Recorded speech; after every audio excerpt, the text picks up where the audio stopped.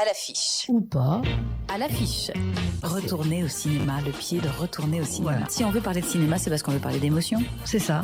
Et de vérité, de curiosité. Bref, on veut faire rêver, quoi. Oui, et continuer de rêver nous-mêmes. Bref, on vous parlera de films qui sont à l'affiche. Au Festival de Cannes. Bonjour à vous, bonjour à tous, amis HDRiens, HDRiennes. Eh bien, à Cannes, je sors d'un simple accident de Jafar Panahi. La sortie est prévue pour le 10 septembre 2025, le film dure 1h40. Et je n'ai qu'un mot à dire, j'adore ce réalisateur. Son talent, c'est sans doute dans son énergie, dans son audace, et surtout, en tous les cas, dans le regard qu'il pose sur nos failles humaines. Il pousse jusqu'au bout le suspense, nous ne sommes pas vraiment sûrs de pouvoir répondre à la question que pose le film. Qu'aurions-nous fait ? Que fait-on avec les fantômes qui nous hantent ? Que fait-on si l'opportunité nous est donnée de devenir bourreaux, vengeurs ? Quelques rebondissements apportent la juste touche d'humour nécessaire, sans éviter la douleur sur laquelle le film met le doigt. C'est un film fort, plein d'humanité. À voir, assurément. میگم دوز این داروی شاید زیاد بوده کارشو ساخته. نیم ساعت پیش چکش کردم الان فقط باید منتظر باشیم. تا کی باید منتظر باشیم؟ تا وقتی که بهوش بیاد. چه فرقی میکنه بابا؟ چه بیهوش چه باهوش یارو میخوایم بکنیم تو گور. حق داره بدونه چرا گرفتیمش. نه بابا. قشر خاکستری هم بالاخره زبون وا کرد. انقدر حرف نزدی ببینی باده داره از کدوم ور میاد بپری تو باد. عیزه به.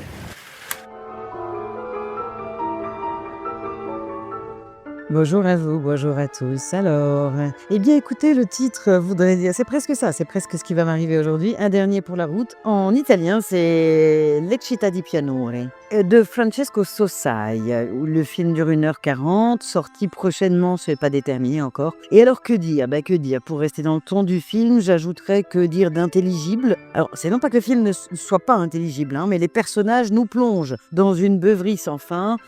En toute logique, ils peinent à se comprendre ou à comprendre autre chose qu'un dernier verre. J'ai tenu 45 minutes. J'avais le sentiment de sentir leurs odeurs fétides et alcoolisées, la sueur de la nuit et les vomis enchaînés, bref, je suis sortie.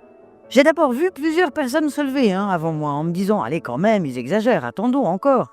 Mais comme le film n'avait absolument pas évolué au bout de 45 minutes, je suis partie à la moitié. Ma cazzo, c'è sta birra? Sai che hai ragione, è strana.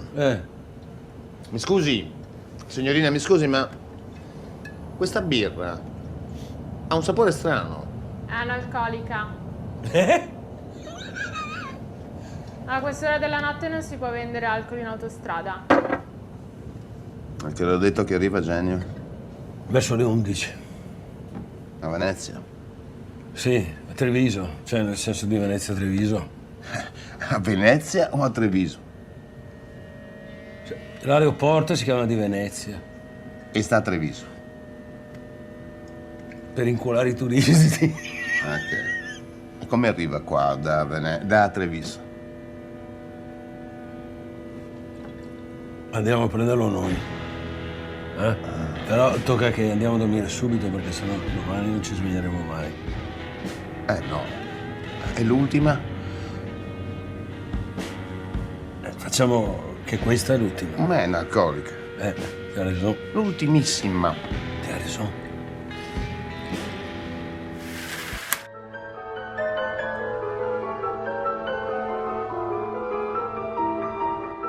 Bonjour à vous, bonjour à tous et à toutes, amis HDRiennes, amis HDRiens. Alors, je suis allée voir Fuori de Mario Martone.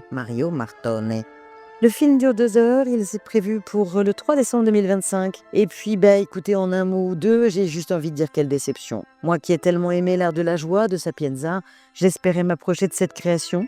Et c'est sans doute mon tort, la liberté d'être mêlée à la douleur de vivre de cette femme qui n'a jamais été comprise de son vivant aurait été certainement différente sous l'objectif d'une femme.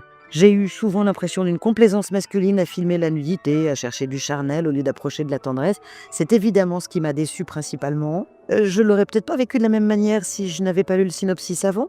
Je sais pas. Le film nous propose d'approcher la bizarrerie de l'autrice, ok, mais sans aller comprendre ce qu'elle a traversé, ce qui a fait d'elle une artiste. Dommage. Quelle donne alle Bibbie stanno dentro anche quando stanno fuori. Così, quando stiamo insieme, mi sento dentro anch'io. Libera. Come ti chiami? Goliarda Sapienza. sei qui per politica? Io ho rubato. Ladro. Notte gioielli, le storie, le vite. Quanto hai scritto? Quel libro sono io, è tutto quello che ho fatto. Me lo rifiutavano prima, figuriamoci adesso. Dove stiamo andando? Vedrai. Sei una criminale! Esattamente come me.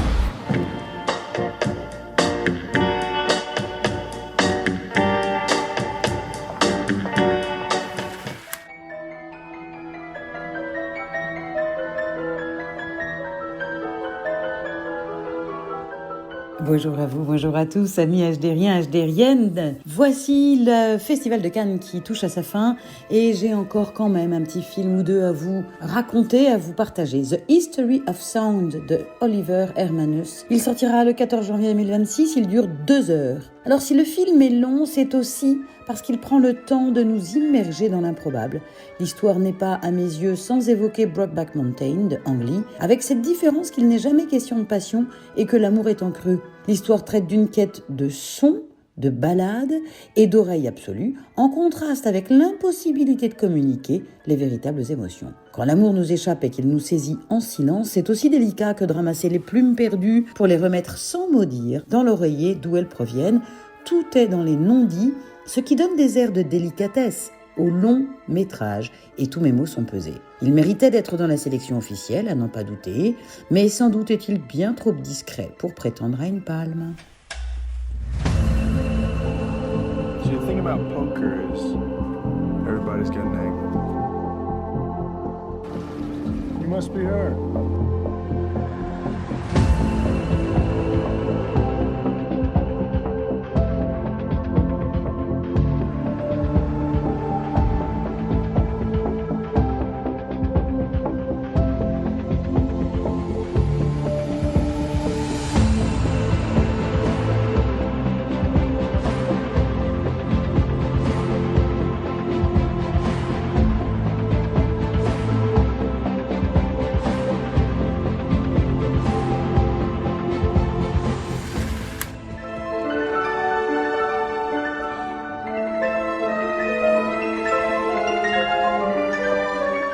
Bonjour à vous, bonjour à tous, amis HDriens, HDriennes. Et bien voilà le dernier film que j'ai vu au Festival de Cannes de cette année. C'est un film que nous retrouverons dans les séances spéciales, Connemara d'Alex Lutz, qui sort le 10 septembre 2025 et qui dure 1h50. Vous entendez ce mot Connemara et ça y est, vous chantez. Vous aurez même la chanson dans la tête toute la journée. Le roman évoque la déconstruction nécessaire pour une reconstruction personnelle et c'est donc une invitation aux profondeurs de l'âme, et en cela, Alex Lutz a réussi. Le travail, tant scénaristique qu'en images et en montage, nous emmène dans ce qui mène au burn-out et ce qui nous en tire. C'est une sorte de tourbillon qui saisit notre héroïne un peu à la Alice au pays des merveilles. Nous tentons d'y voir clair quand tout va trop vite parce que la vie autour continue et que les émotions n'ont pas le temps d'être écoutées dans ce qu'elles ont à raconter. Alors, elle réagit immédiatement à ce qu'elle ressent, comme une adolescente. Et il nous faut le temps du film pour comprendre ce qu'elle vient de traverser, pour l'amener à conscientiser la vraie vie qu'elle peut rêver. Bravo Alex Lutz, bravo l'équipe. Un film poétique, artistique. À l'affiche. Ou pas. À l'affiche. Retourner au cinéma, le pied de retourner au cinéma. Voilà. Si on veut parler de cinéma, c'est parce qu'on veut parler d'émotion. C'est ça. Et de vérité, de curiosité. Bref, on veut faire rêver, quoi. Oui, et continuer de rêver nous-mêmes. Bref, on vous parlera de films qui sont à l'affiche. Au Festival de Cannes.